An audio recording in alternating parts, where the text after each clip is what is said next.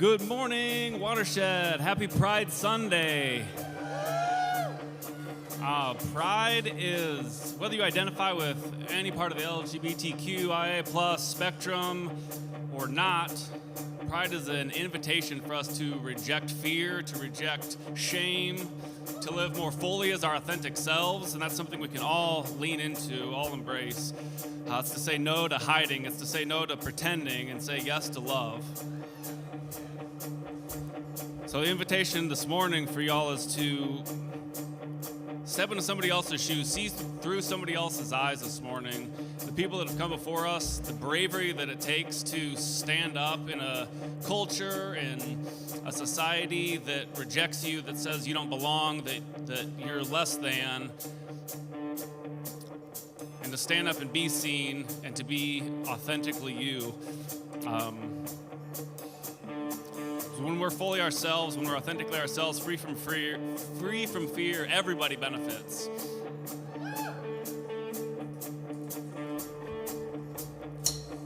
Stand up and sing with us.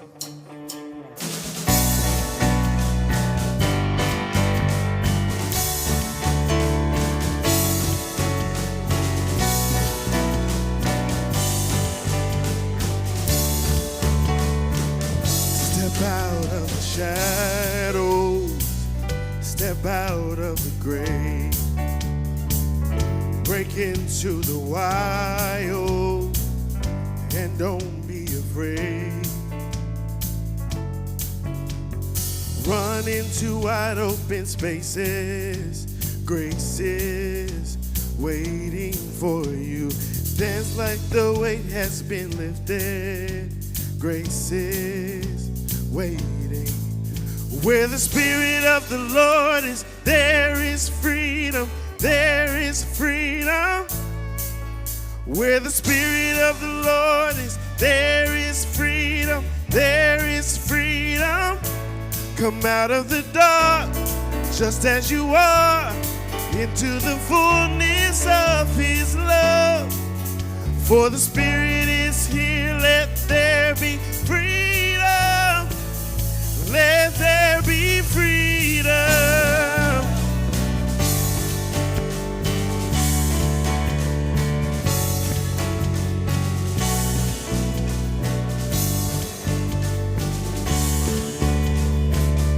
Bring all of your burdens, bring all of your scars. Come back to communion, come back to the start. Run into wide open spaces, grace is waiting for you. Dance like the weight has been lifted, grace is waiting. Where the Spirit of the Lord is, there is freedom, there is freedom. Where the Spirit of the Lord is, there is freedom, there is freedom. Come out of the dark, just as you are, into the fullness of His love. For the Spirit is here, let there be freedom, let there be freedom. Yeah, let there be freedom. Yeah.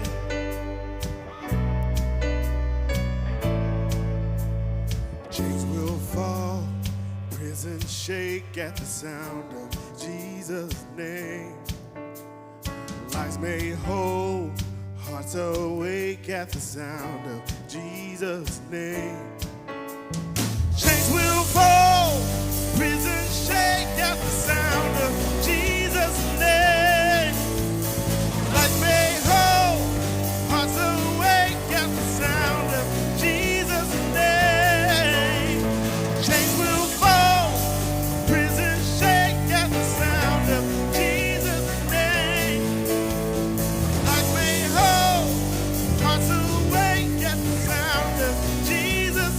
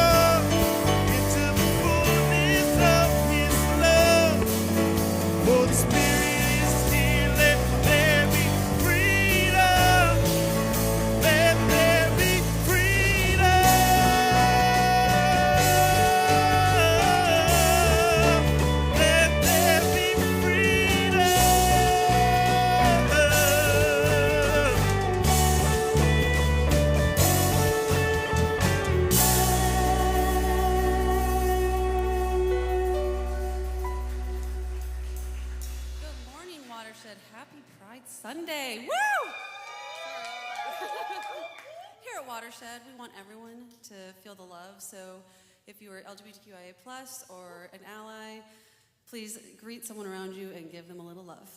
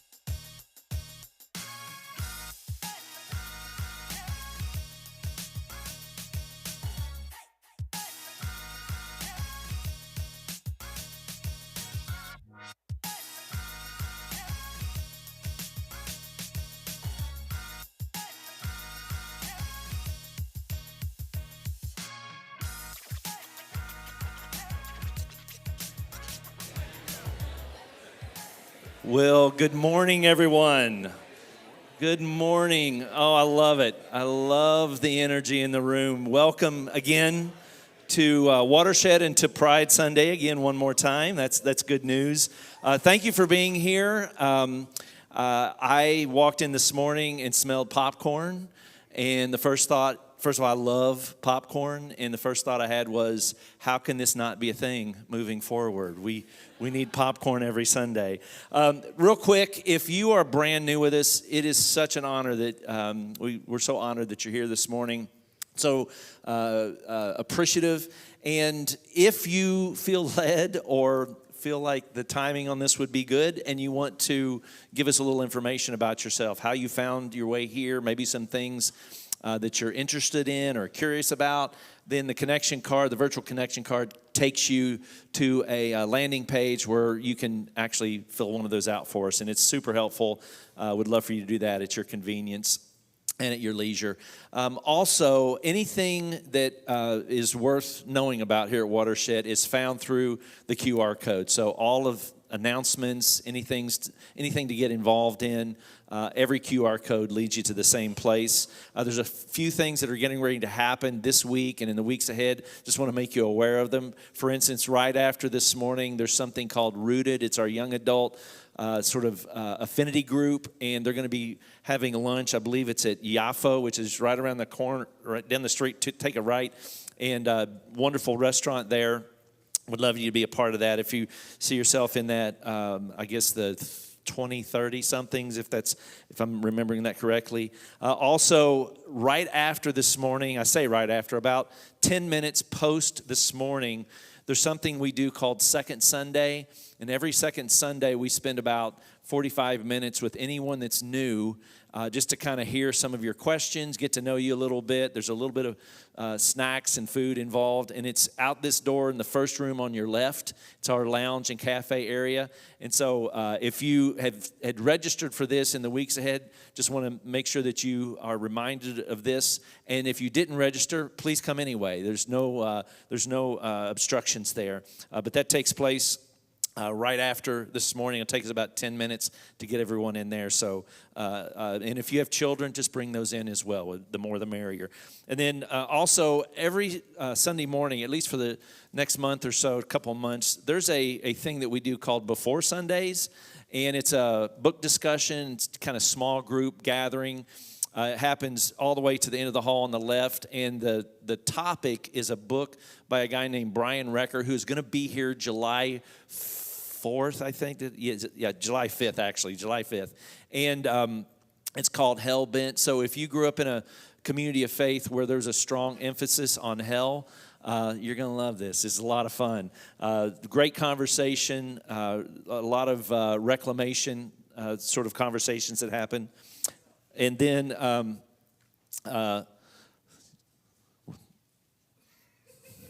I am totally confused right now. Oh, okay. Yeah, don't mind me. I'm just doing announcements. Also, the 20th of June, which I think is next Saturday from 1 to 3, there's something called the Greenway Project. It's a way for us to love our neighbors through creation care, earth care. There's a team of people that show up on greenways every so often, and they kind of pick up trash and connect together. That's a lot of fun. That's open to everyone. And then a quick plug for next Sunday. It's Father's Day. It's going to be a lot of fun. Got some really cool things happening. And then this past week, this is a picture of our first staff meeting with Kelsey Smith as a full-time pastor. And I was really excited. That's only the second staff meeting where we've had everybody in the same room for the most part in 2026. So it was a big deal. We had a great time. And I just wanted to say thank you again to those of you who, through your financial giving, had made it possible for us to take the leap and say, all right, we're going to do this. We're still about a couple $1,000s away from closing the gap that would really give us the full stability that we need.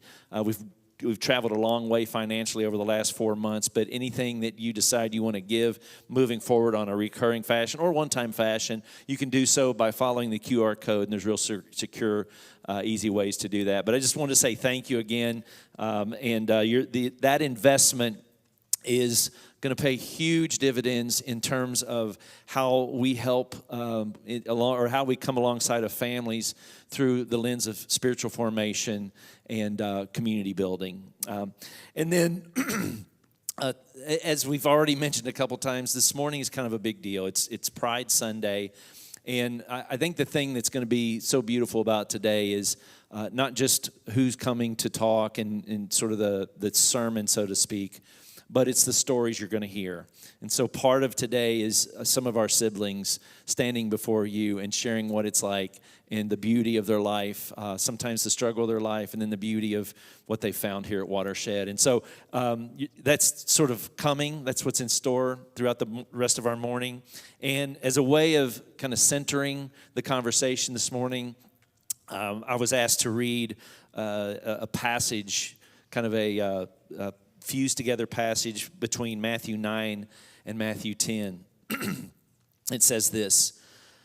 Matthew writes, "Then Jesus went about all the cities and villages, teaching in their synagogues and proclaiming the good news of the kingdom and curing every disease and every sickness.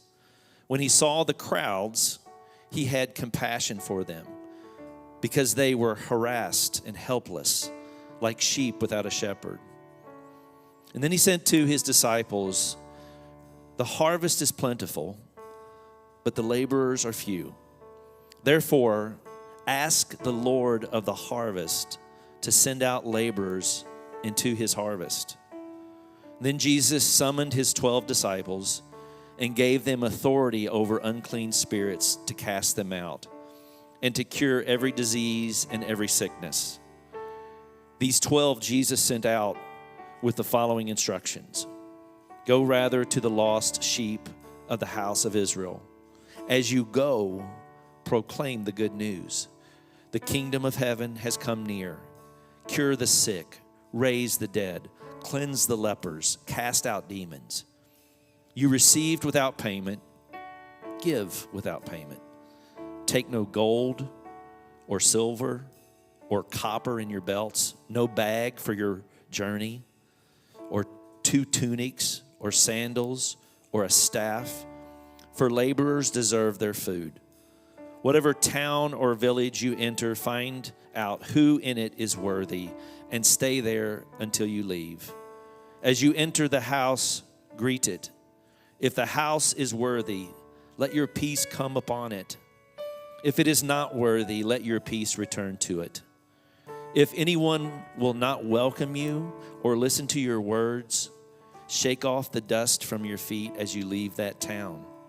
Truly, I tell you, it will be more tolerable for the land of Sodom and Gomorrah on the day of judgment than for that town. See, I am sending you out like sheep into the midst of wolves.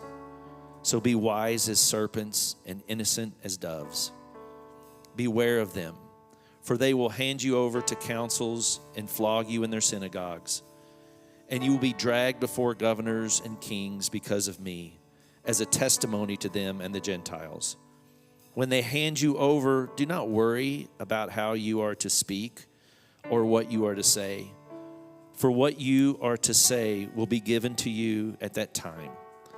For it is not you who speak, but the Spirit of your Father speaking through you. Brother will betray brother to death, and a father his child. And a child will rise up against parents and have them put to death. And you will be hated by all because of my name. But the one who endures to the end will be saved.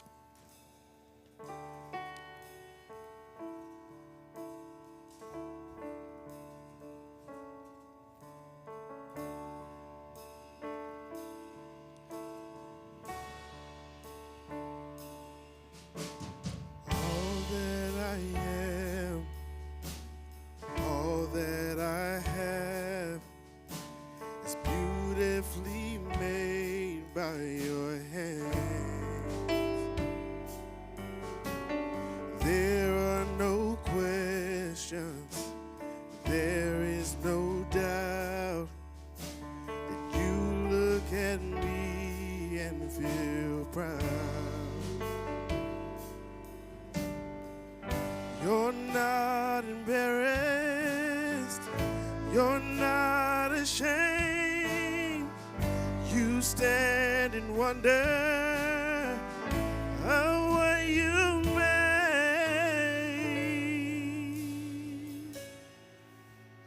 When I think about what pride means to me, I don't think about parades, rainbow flags, a single month in the calendar.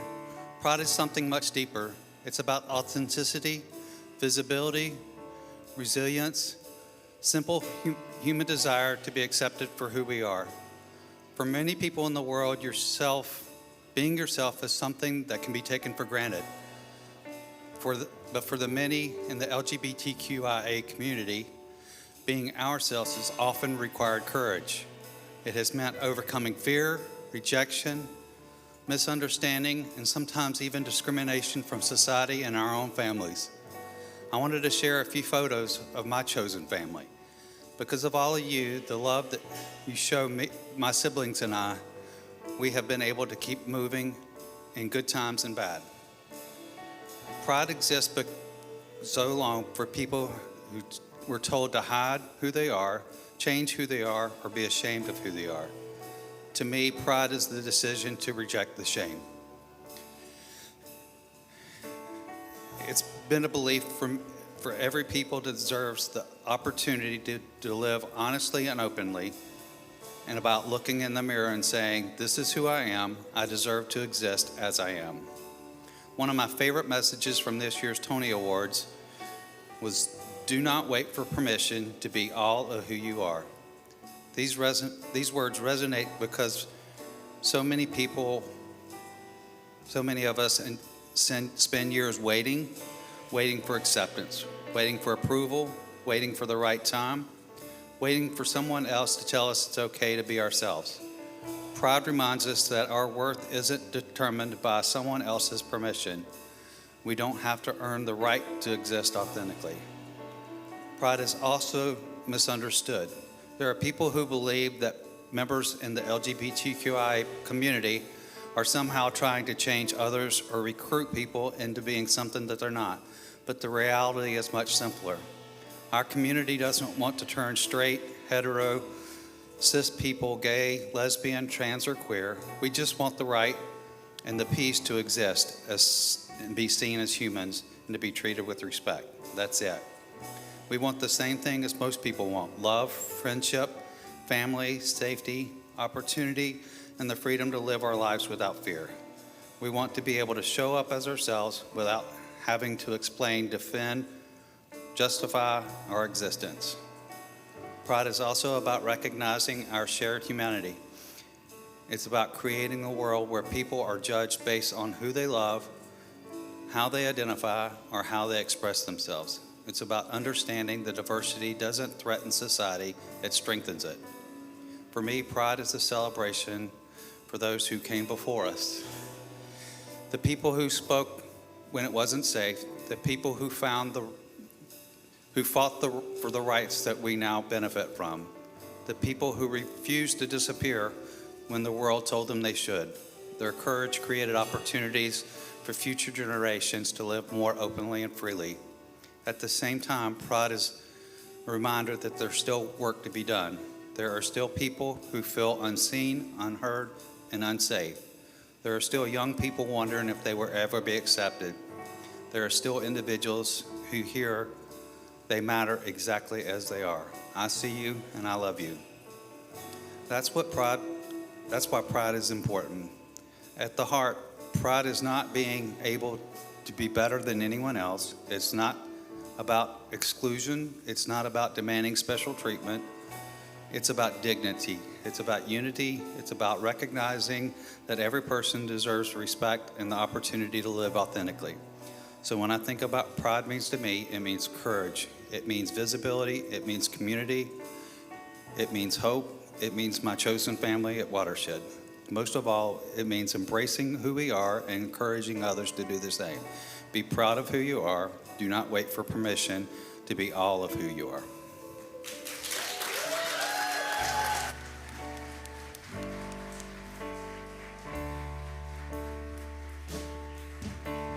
All that I am, all that I have is beautifully made by your hand.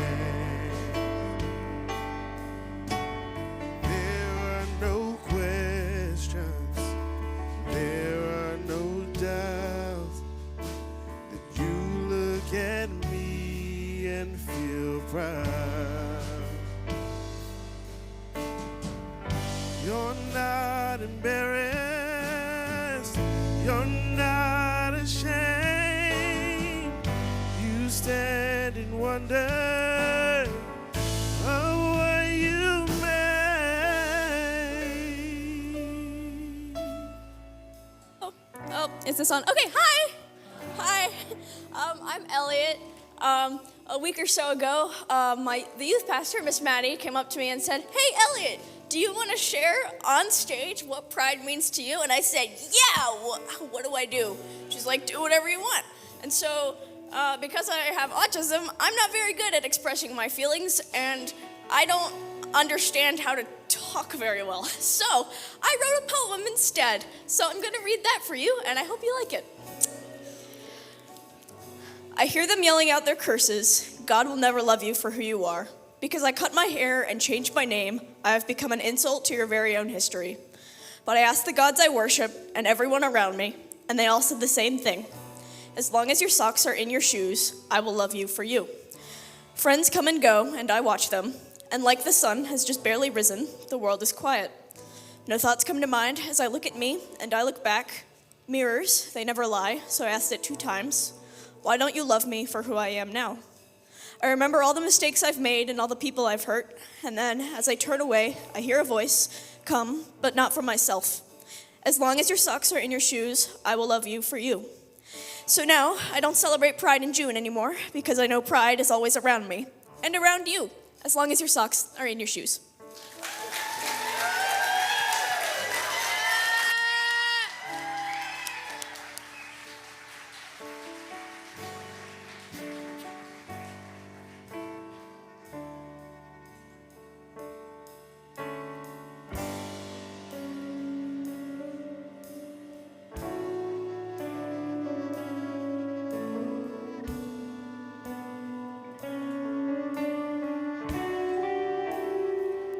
Stand up and sing this last part with us if you're able.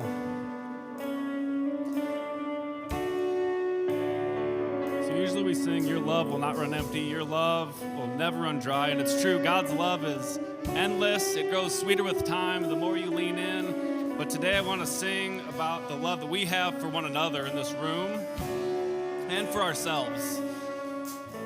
We have the choice to see each other and to be fully seen and known and loved in this community. And that is a beautiful thing. So we love like a different world is possible today. That's what we say here at Watershed. We love to break that world into the here and now. The love of God is manifest when we love each other, when we support each other, when we show up for each other.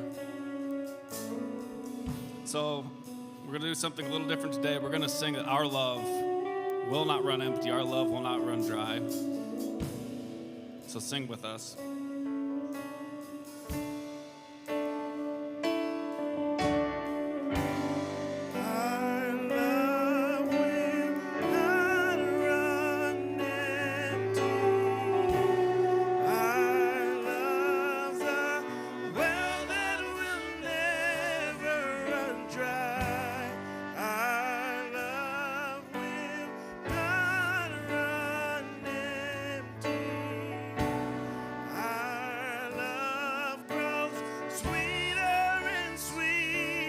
Look around, sing it to the people in this room.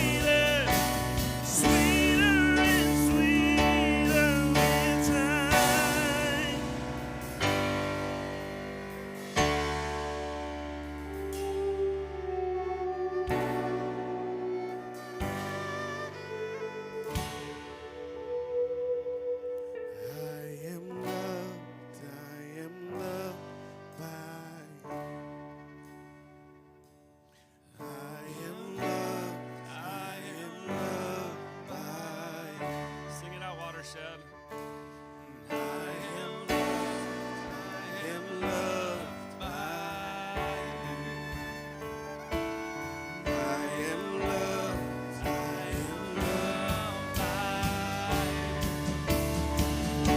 I am loved by you.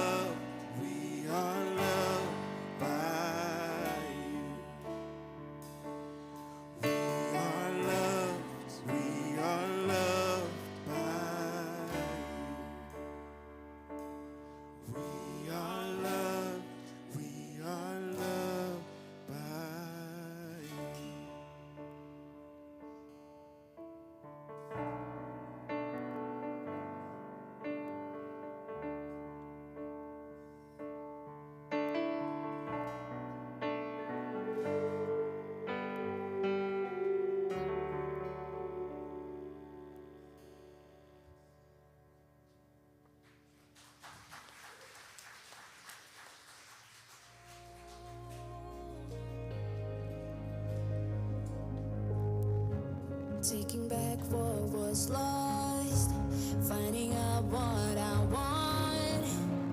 No need for fighting.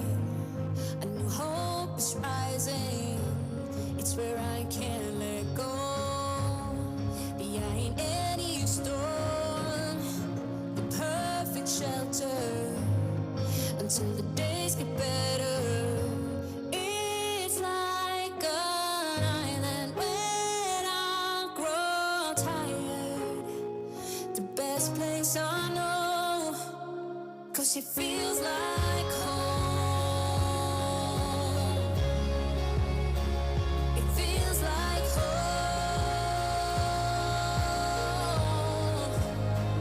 It feels like home. It feels like home.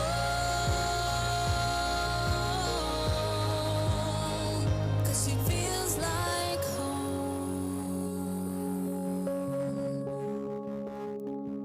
It feels like, yeah, it feels like home. Good morning. It's probably not the face you expected after the bumper, right? You'll have to wait for my partner later on. So enjoy this journey of how pride has changed in my life. Thank you. All right, so people talk about pride like it's a party. And don't get me wrong, it absolutely is.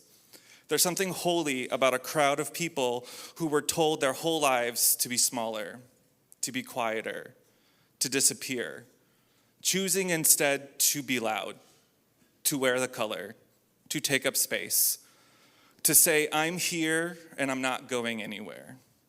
I know that feeling. I've been out about half my life, which is, wow, that's shocking to me. And when I was 18, newly out and still figuring out what that even meant, pride was exactly what I needed.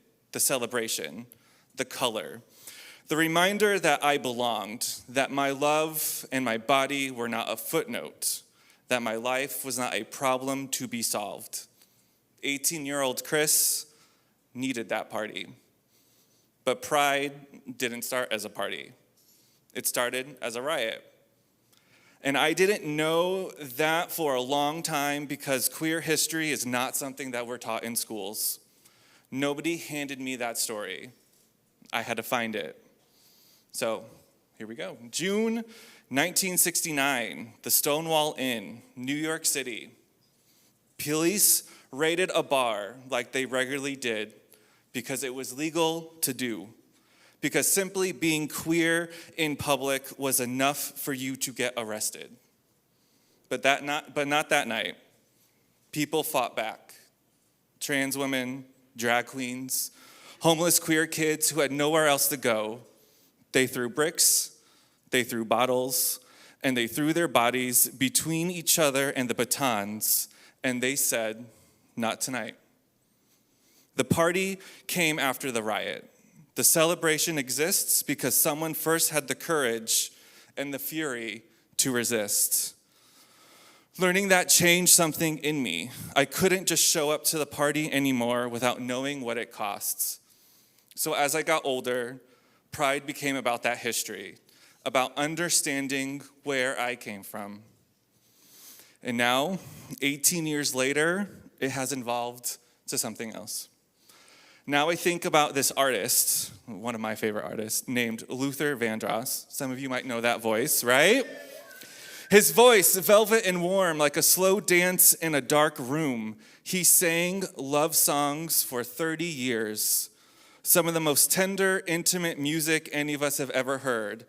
And he never, not once, publicly got to say who he was singing to. He died in 2005 and never got to live his truth out loud.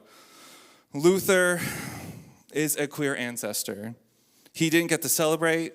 He didn't get to riot.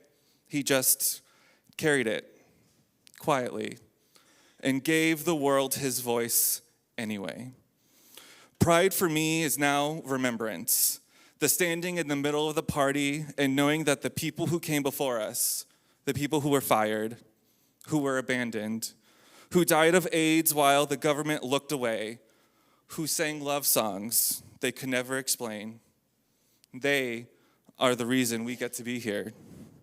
So this June, I want to invite us all, queer or not, to celebrate, yes, to remember the riot that made the celebration possible, and to say the names of the ones who didn't get to make it to the party.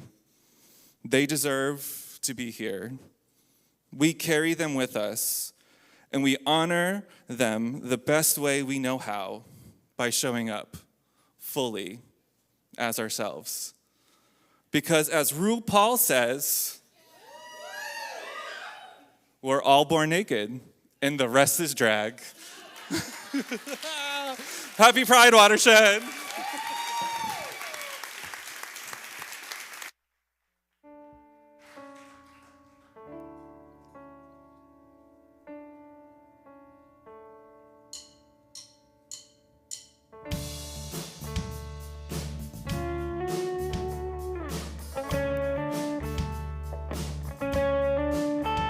I knew when you told me you didn't wanna go home tonight.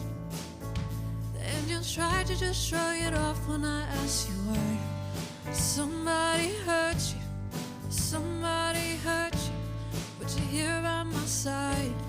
And I knew, 'cause I can recall when I was the one in your seat. I still got the scars and they occasionally bleed. 'Cause somebody hurt me, but I'm staying alive.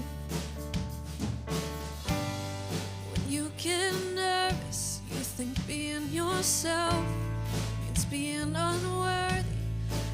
It's hard with a heart that's hurting.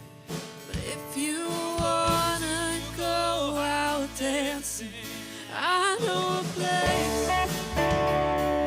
I know a place we can go, where everyone's gonna lay down their weapon. Just give me trust and watch what will happen. 'Cause I know a place we can run, where everyone's gonna lay down their weapon. Don't be afraid of love and affection. Just lay down your weapon.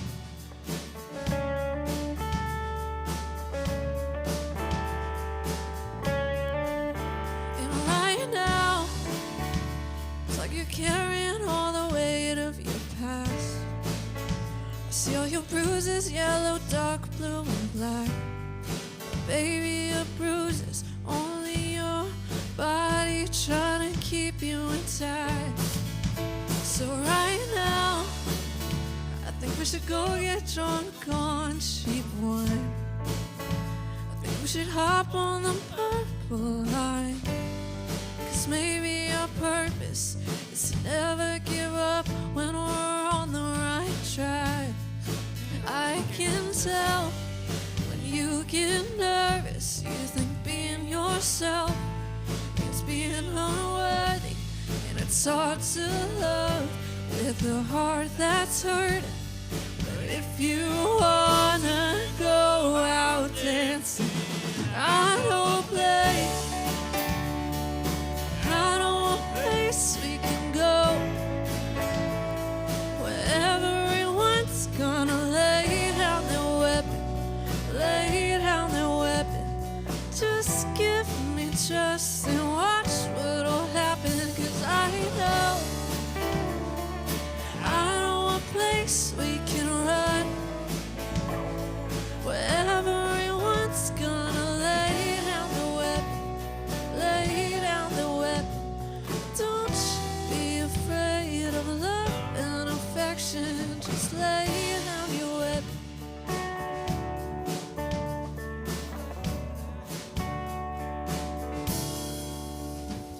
They try to make you unhappy. Don't let them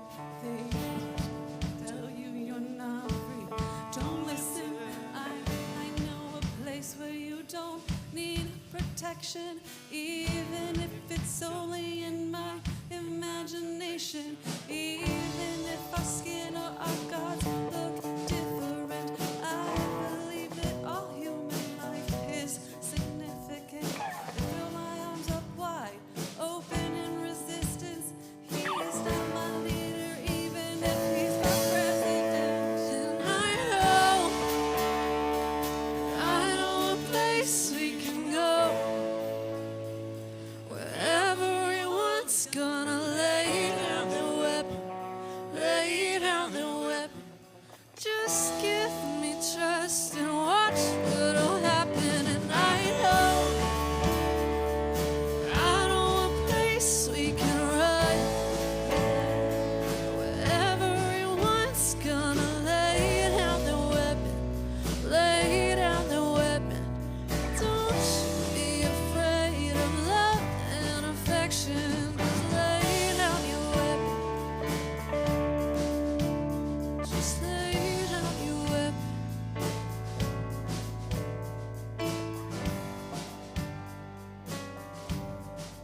Watershed. Blessed are you who hurt.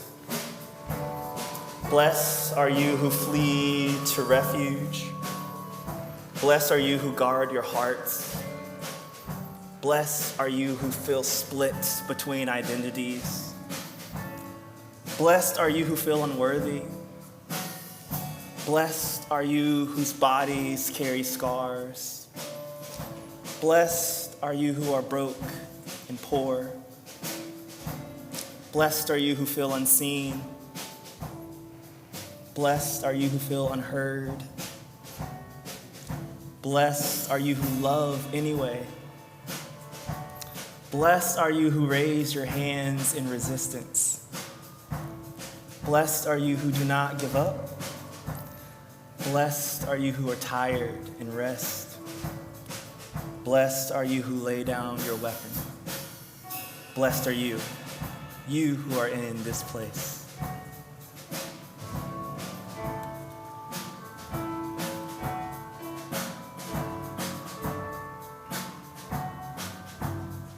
Just let that settle in on you as we sing this again.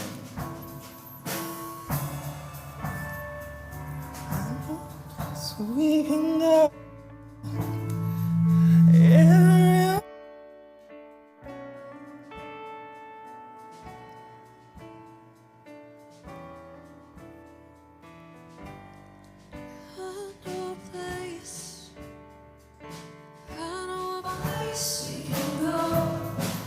Yeah.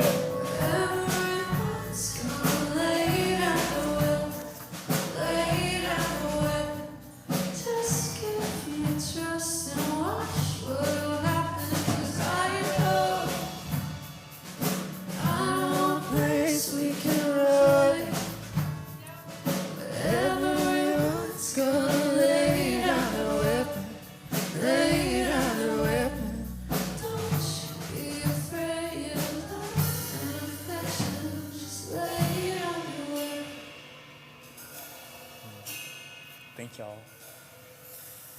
Good morning, everyone. It's good to be with you. I want to start with this quote. We're going to run a little over today, so do what you need to do to take care of yourself. But we want to take our time because that's what Spirit invites us to do. So the quote that I want to start with today, if you don't know me, if you're new here, my name's Tommy, and I get to do many things. But I want to start with a quote from this astrophysicist, Margaret Prescott.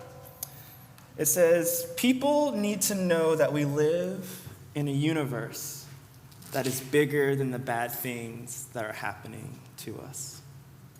Happy Pride. Though we start with blessings and joys, I think we have to hold a lot today. And let me tell you something about sermon prep. It will prove every time why you are a Christian in this space. So I hope today that today's is not a safe sermon. I don't think we can afford safe sermons in times like these. We need space to name truth, to grieve, to imagine new possibility. So I invite you to be bravely held in disruption as we remember that pride is a protest. Pride is a remembrance. It's a party. Pride is a declaration of a future to come right now. So lately I've been thinking about identity shifts and transitions, about suffering and the ways we make meaning from that suffering, about the stories we tell ourselves, and why the stories we tell ourselves matter. As a community, we are in our series called Thy Kingdom Come. We're exploring this idea of kinship as something that exists in the very fabric of our gathering together. Kinship. Consciously belonging to each other, relating to one another, the experience of what we call chosen family. And what exploring with this seed of an idea allows is the opportunity to deeply, in our bodies, understand what scriptures call the kingdom or reigndom of God as a kingdom. A community of people choosing each other in solidarity. This word kingdom comes to us through the work of Mujerista theologian Dr. Ada Marie Izasis Diaz. It comes to her via her kin, a Franciscan nun named Georgine Wilson. Central to the kingdom being an organizing concept for our imagination, what kingdom responds to are the ways that for Dr. Ada and many other women and non-male identified folk, that kingdom language lands in our bodies in ways that feel like it excludes. What it surfaces in our knowing, despite its promise of equality, is that kingdom language, especially when we cry no kings, carries theological weight. Scholars call it an androcentric perspective, meaning male-centered. And a patriarchal view of the divine and the way community is organized that covers over so much of the way of the world, covers over how the world and how it's organized impacts the bodies on the margins of society. From Dr. Ada's social positioning as a Hispanic woman who is also indigenous and who's also acknowledging the complicated nature of colonization as it lives in her body, moving towards kinship, in her view, offers a way of understanding or imagining the idea of a family held by a creator called love. Finding and pursuing kinship helps us to imagine and embody a world in the systems that organize our relating to one another made right, or that is to say, include the excluded. One where solidarity is centered, one where solidarity would cause division to the status quo. Good trouble, or as I like to say, God trouble. Kingdom, or said another way, a chosen family convening, motivated by a common desire to set right the brokenness of the world. A few weeks ago, I was in Minnesota at a conference hosted by this organization called the Transgender Law Center, and it was a convening that held the theme, this hope, this question: how do we build trans power? It's a blueprint towards liberation for all. I felt a really deep honor being there. Me, a black, non-binary, queer human, descended from enslaved folks, part of the native caretakers of this land, forced to steward the land that has been genocided, birthed in and shaped by the culture of the history of the U.S. and the U.S. South. In that space, I got to have encounters. And let me tell you, there is something special that happens in the body when it can sense safety, familiarity, commonality. In that trans sanctuary state of Minnesota, we had encounters of beautiful gut-twisting laughter. We were led in ceremony by our indigenous kin. We passed the peace with plant medicines of differing varieties like tobacco. Y'all thought I was gonna say something else.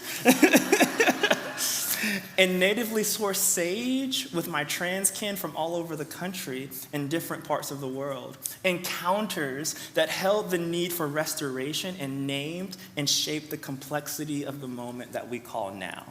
Yes, it is pride, and we are joyful, and the bodies we inhabit demand that we hold grief to realize our fullness. In that space, we reflected on the current realities facing LGBTQIA folks and Two-Spirit folks. We centered the impact on the trans body and the experience of the trans body. We talked about the intentional, coordinated attack on DEI, but let us say it, diversity, equity, and inclusion. We talked about what it has meant for our collective lived realities. Friends, can I ask, do you know that trans rights are men's rights, are women's rights, are children's rights, are gay rights, are racial justice rights, are immigrant rights, are disability rights, are education rights? Rights are just a protection. In this year of our Lord, 2026, 55 anti-trans bills have passed so far that span the range of impacting trans folks' access to education, affirming medical care, the ability to obtain a driver's license, and so much more. Those are just the bills that have passed. There are 793 bills under consideration across the country that would negatively impact trans and gender nonconforming people, and this number is anticipated to grow. Support for marriage equality, just marriage equality, saw a 10% dip nationally. This is not accidental, intentional, coordinated attacks. I don't know how many times I've heard that this is unprecedented, but this Black queer body is tired of hearing that refrain. And if I'm honest, I stopped believing this was unprecedented years ago. I know that history does not repeat exactly, but in my almost 36 years on this earth, I'm convinced that when we look at our bodies, that it behaves in predictable and cyclic ways. Those who cannot remember the past are condemned to repeat it, says George Santayana in The Life of Reason. The beauty of being in a shared space with commonality, like identity-based spaces or interest-based spaces, is cultivated agreements of safety and care. These cultivated agreements allow for the surfacing of deep and necessary conversations that set aside time to surface and wrestle with the realities of the oppressed and oppressor dynamic.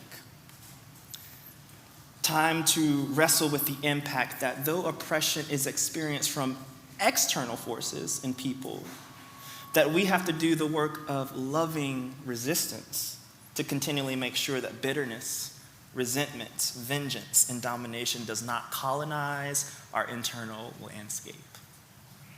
So we gather to practice remembering that we are unified by a sacred divine and a sacred call, despite the forces that try to dismember us. We are called to set right what is malformed in a distorted image of the God called love. So can we for a moment engage in this practice of remembering? This morning we read a scripture, and we're going to return to that.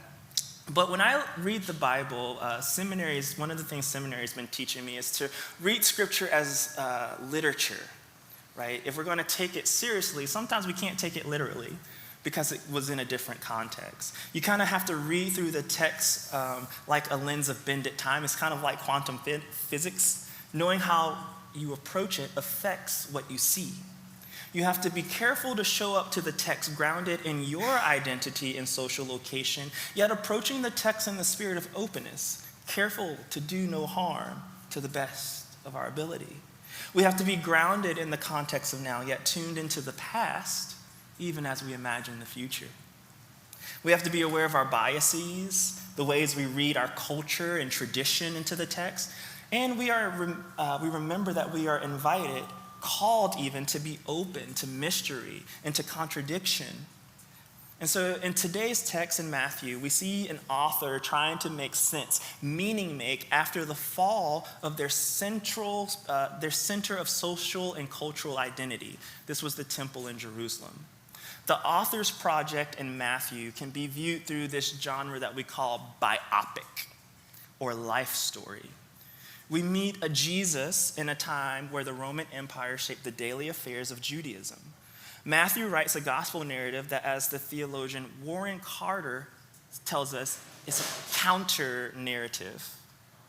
It's a work of resistance written from and for a small minority community of disciples committed to the Jesus way.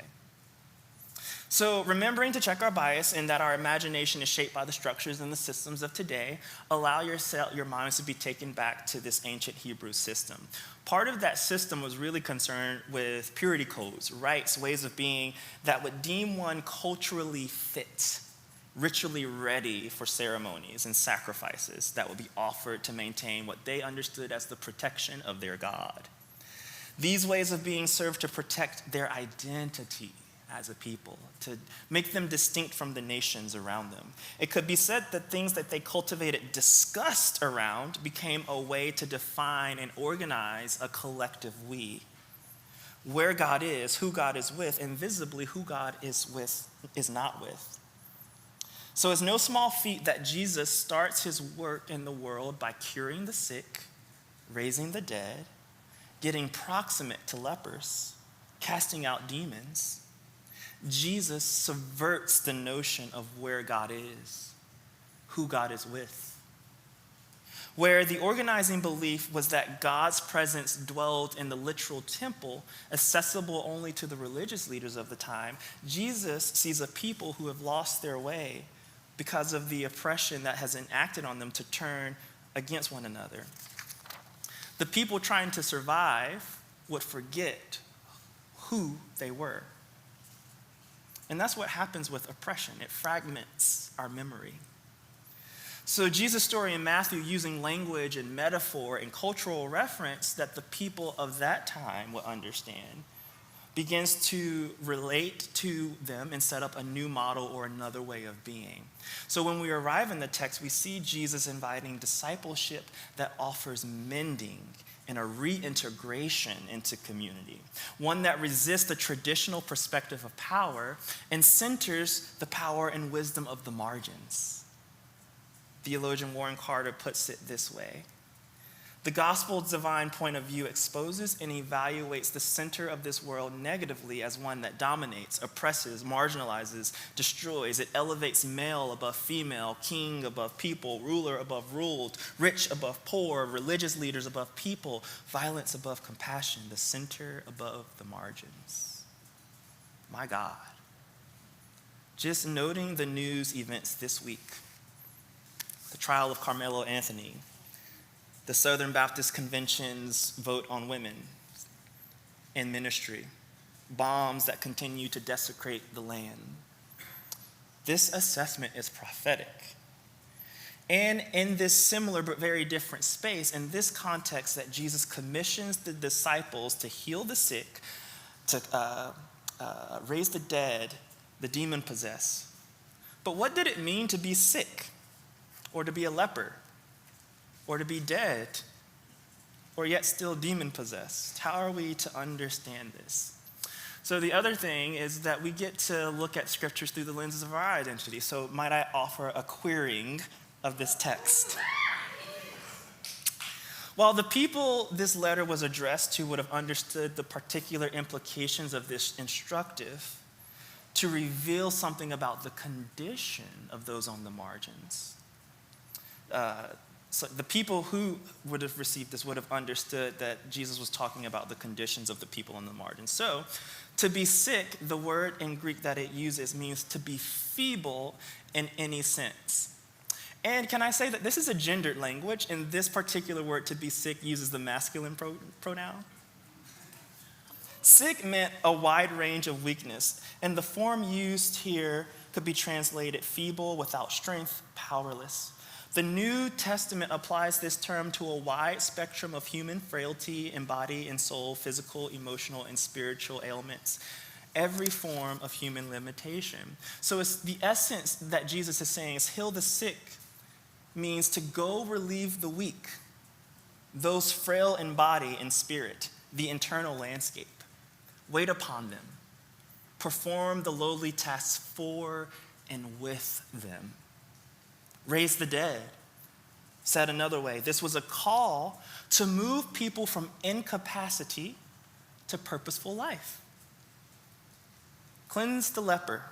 We don't have time to go deeply into this one as I want to, but for their culture to be impure resulted in literal exclusion from community and socialization with the community. People could not touch you lest they would become impure themselves. But Jesus touches the leper. The directive then is go to those who you've learned to discuss. Bring them back to the center of community. Cast out the demons. This is perhaps my favorite to play with. Remember Legion in the scriptures, living alone among the tombs, cut off from everyone who knew him? He wasn't just possessed. This is what we call communal abandonment, compounded by the oppression and exclusion of government systems. It causes a kind of psychosis, or as we say, it makes people look crazy. If we map modern language onto it, we might understand this as the experience of psychosis. And let me just say, my intention is not to be glib about mental health or a specific mental health condition, or over-spiritualize or suggest any sort of, that we pray away any sort of mental malady. And what we experience as psychosis, as a social phenomenon, often stems from trauma, exhaustion, not being believed, and ostracization from community. It's one thing when it happens to an individual, but when the trauma is codified and called culture through forced dispossession, hierarchical domination, and communal exclusion, we pathologize a valid nervous system response that cries for help. Said another way, perhaps the demon possession lies in this: social structures that manufacture psychological distress through oppression, and then classify the response to that distress as disorder or insanity, living a detached reality. As my good friend Carrie says, if it's hysterical, it is historical. Grief, unacknowledged and stagnant in the body, becomes the pain and chronic low of depression. A body robbed of rest and reset becomes locked into hypervigilance of anxiety. The somatic memory of violence from generations past becomes labeled personality disorder. The refusal to accept an unacceptable reality gets scapegoated as delusional thinking. In such context, the dominant question does not ask what happened to you. It appears to make you disturbed, demonic, and it asks what is wrong with you. And in doing so, it locates the problem in the individual rather the conditions that produce the symptoms. Malidoma Somé, in the sacred text, The Healing Wisdom of Africa, draws from Diagra cosmology. And he argues explicitly that what we here in Western culture call mental illness is frequently what other cultures and many indigenous cultures understand as a spiritual emergency that calls the community to respond to it. It's an opening, an initiation, a contact with the spirit world that without a proper communal container and guidance becomes overwhelming and destabilizing. Each of these directives Jesus gives, heal the sick, raise the dead, cleanse the leper, cast out the demons, serves as a map of exactly who society has excluded. Jesus doesn't just build new hierarchies, he goes to find the people that the current ones excluded. Go be proximate. Stop calling unclean what God has made clean. Heal the sick, raise the dead, cleanse the lepers. Hear the wisdom of those tormented in body and mind. Watershed. Today, we continue this subversive tradition. Today, we stand as a community pursuing a countercultural narrative. You, we, us are a community of kin that chooses to know and to get proximate to those of us marked undesirable. And it is not without cost. Jesus said there will be lost, father against son, mother against daughter. Jesus said, following me will break the world following me will break the world as it is, as you mend those who have been broken by it. So the invitation, the commission, is into kinship. Kinship not just as a category, another category of relationship, but kinship as the practice of witness. This practice of witness that creates space for mending and the practice of companionship to make transformation survivable, to make beloved community possible. We don't discover kinship, we tend it into being through repair, presence, and a willingness to stay across the thresholds of change, transition, and death. This leads to resurrection. And we do this through ritual and the practice of solidarity. Where there was exclusion, Jesus models inclusion. The act of inclusion saves. It opens the doorway to the practice of a communal solidarity. So solidarity, what is that? Today, the efforts to suppress and dominate still continue. We find ourselves navigating powers attacking the voice of the oppressed through voter suppression. In a country that refuses to confront its white supremacist proclivities, the hundreds of bills and legislators across the country intent on eliminating disabled, non-normative bodies, queer bodies, the continued decreased access to health care and affordable housing, the male loneliness crisis, genocide, the disregard to the aliveness and the unitedness that exists between our bodies and the land. We need communal and radical solidarity. Dr. Ada Maria has this to say, that solidarity is a verb, an action word, a practice, a strategy. Solidarity has to do with the interconnections that exist between oppression and privilege, between rich and poor, the oppressed and the oppressors. It also refers to the cohesiveness that needs to exist among communities of struggle. We are a community of struggle. Solidarity is the union of kindred persons arising from the common responsibilities and interests as between classes or peoples or groups, communities of interest, feelings, purposes, actions, social cohesion. So in practice, solidarity moves us away from charity as a disconnected practice of, say, just throwing money at problems, but it invites us to show up and ask, how can I be in relationship? How can I contribute part of my life force, what we in African cultures call part of my ashe, in mending what has been broken? The first step to cultivate this understanding is this word, what Paulo Freire calls conscientization, or the development of critical consciousness. And so we ask questions like, how did things get the way that they are? Who's motivated to be in control and why? How might we resist together? On Pride Month, it might ask, why is the government afraid of trans bodies and trans liberation and black bodies and queer liberation and women's liberation and the emotional freedom of men? But often we answer these questions in solitude or silos. Private internet searches outside of relationships. We rob ourselves of the power of being transformed by story.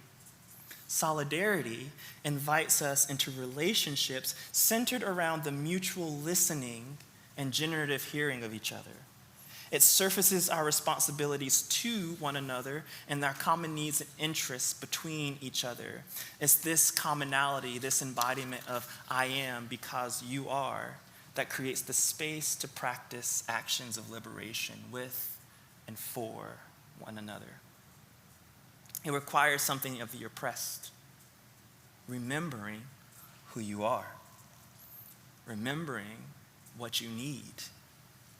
And it requires something of the oppressors, that of listening to the voice of the oppressed, noticing what you possessed, noticing what you had to give up or ignore to turn off or be ignorant to what you possess.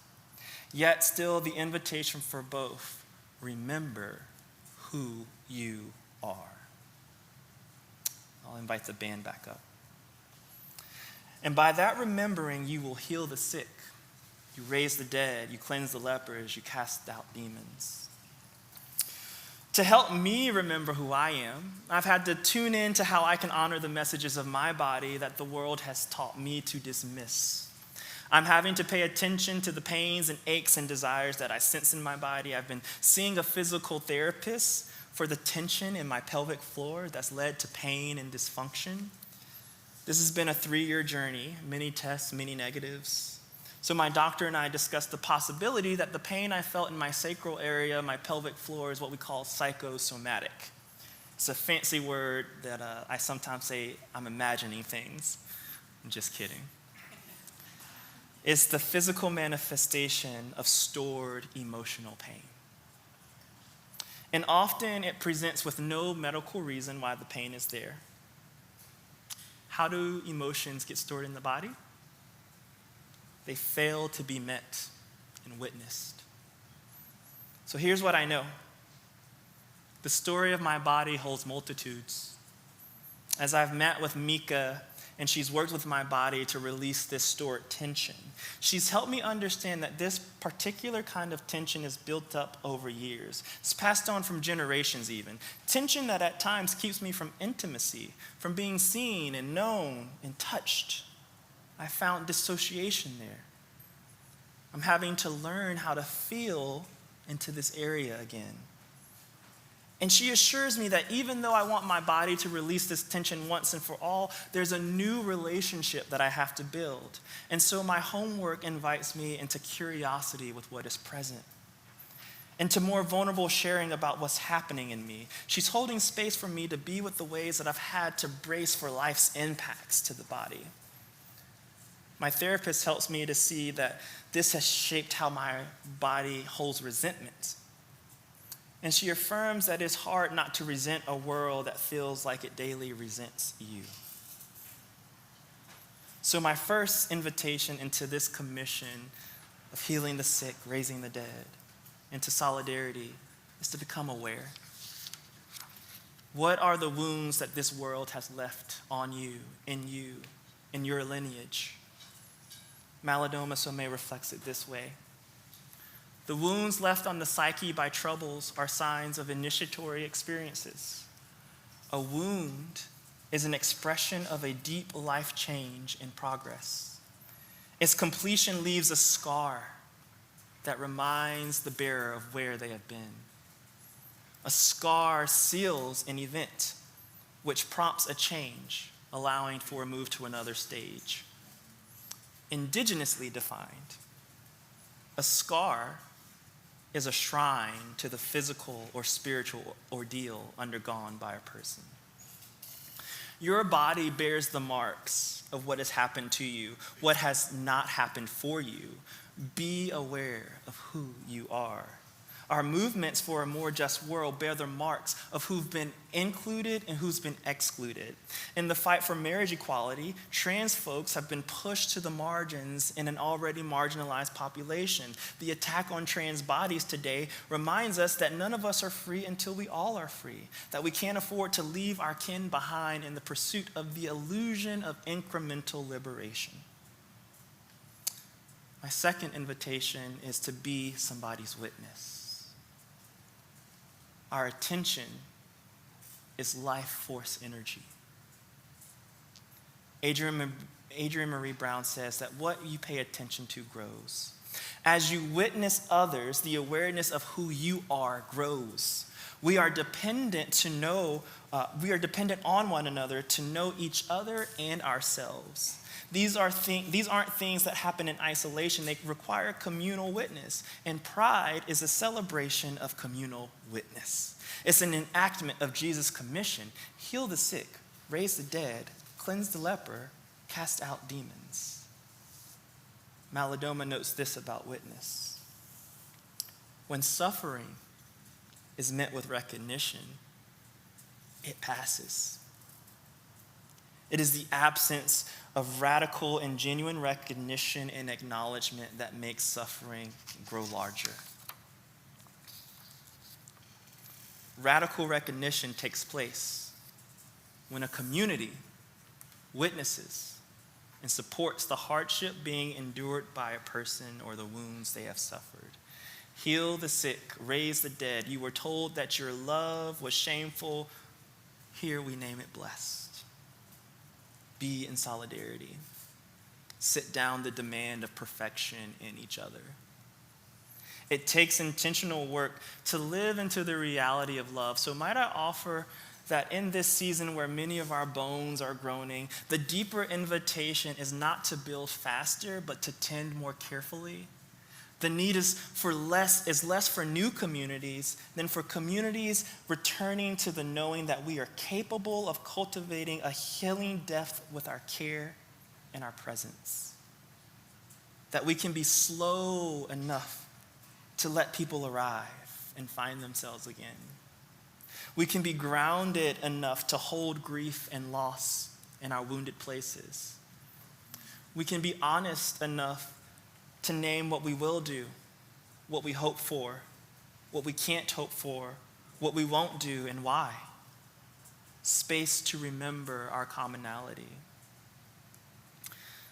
And so Jesus didn't just give this commission, he also gave a ritual, that of communion. Rituals help us to slow down, to become aware, and remember. So I want to invite us into this act of solidarity today as we celebrate Pride, as we remember coming to this table, as we remember the bodies that have been excluded from the table. I'll ask my helpers to come on up.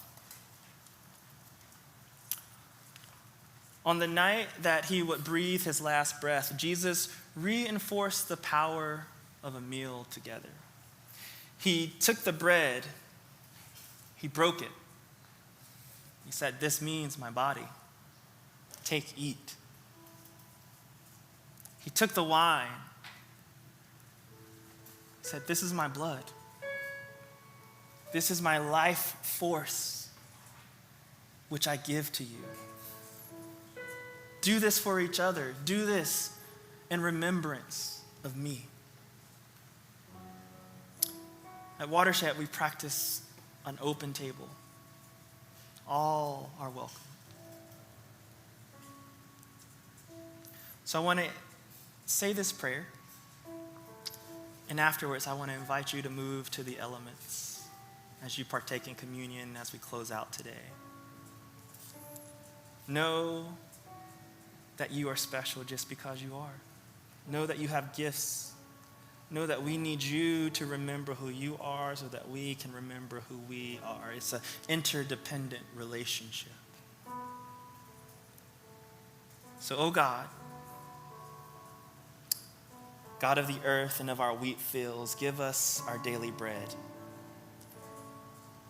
That bread that does not belong to us, that bread is yours and is generous, bread to share. Bread that becomes blessed when it reaches each person, when it satisfies hunger and solitude, when it is not hoarded or hidden. But do not only give us bread, give us also the dignity that we are denied in this world of ours, where walls and wars and the cracks and ambitions and neoliberalisms and fundamentalisms exclude, marginalize, condemn, expel, kill. Give us tables where we can meet to celebrate our human diversities. Give us the ability to embrace, to look kindly.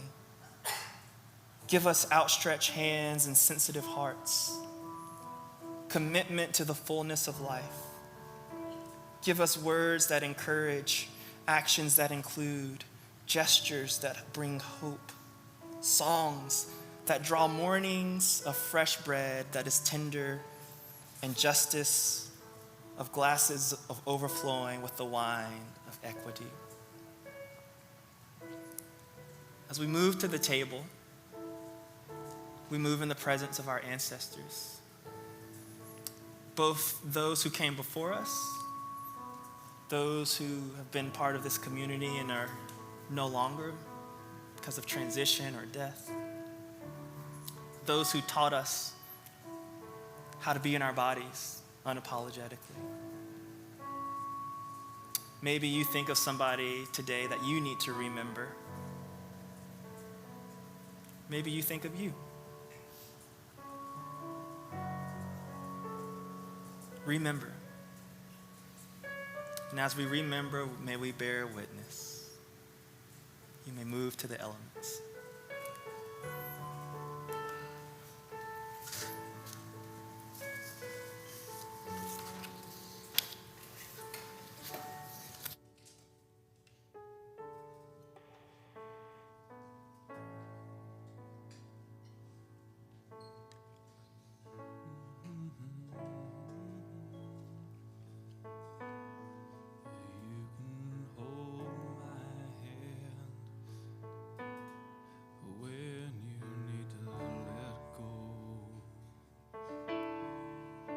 Can be a mountain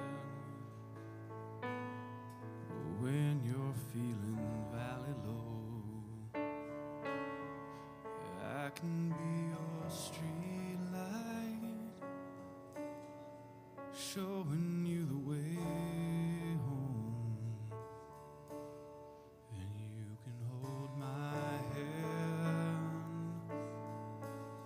when you need to let go. And I want a house with a crowded table and a place by the fire for everyone. Let us take on the world while we're young and able,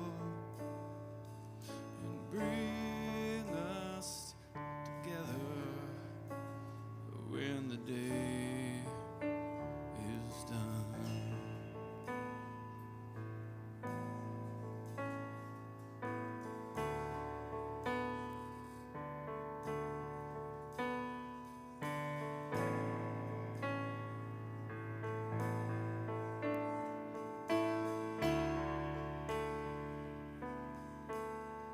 And if we wanna guard it, we're gonna have to sow the seed, plant a little happiness, and let the roots run deep. If it's love that we give, then it's love that we reap. If we want a garden, we're gonna have to sow the seed.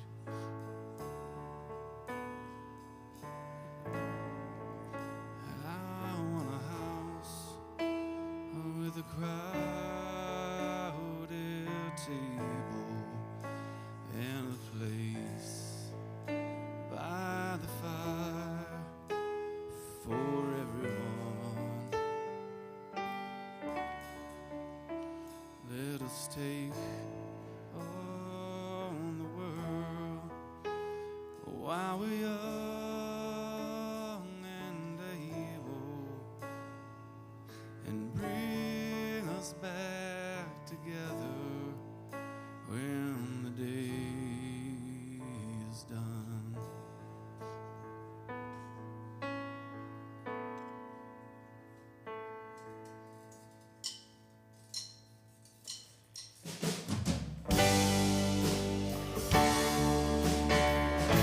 Go ahead and stand up and sing with us one last time, Watershed.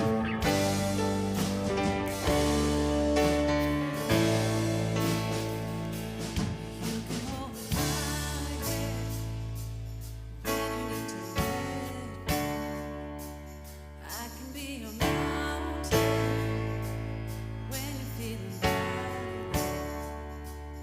I can be a street light showing you the way home.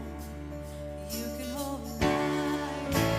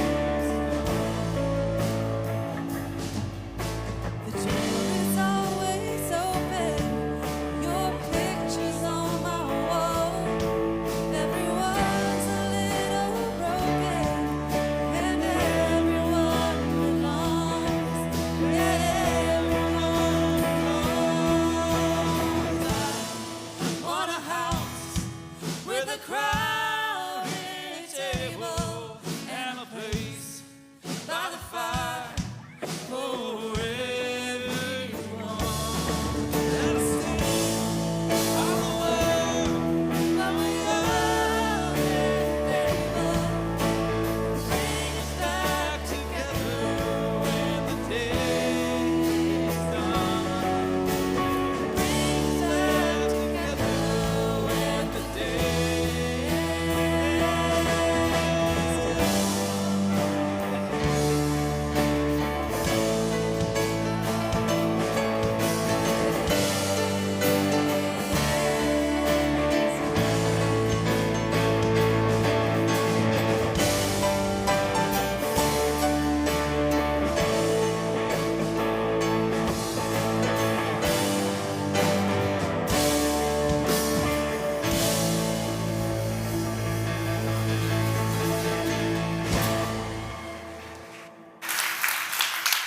All right, let us end the way we started, and this will be our benediction. Blessed are you who hurt. Blessed are you who guard your hearts. Blessed are you who feel unworthy. Blessed are you whose body carries scars. Blessed are you who are broke and poor and broke. Blessed are you who feel unseen. Blessed are you who feel unheard. Blessed are you who love anyway. Blessed are you who raise your hands in resistance. Blessed are you who do not give up. Blessed are you who are tired and rest. Blessed are you who lay down your weapon. Blessed are you in this space. For your pain points towards your aches and needs, and you are more worthy than you could ever know. So as we go from this place, may you know the God who sees. Rejoice, for there is one who hears. And remember that it is in you, in your body, that you deliver the kingdom of God. Be well, Watershed.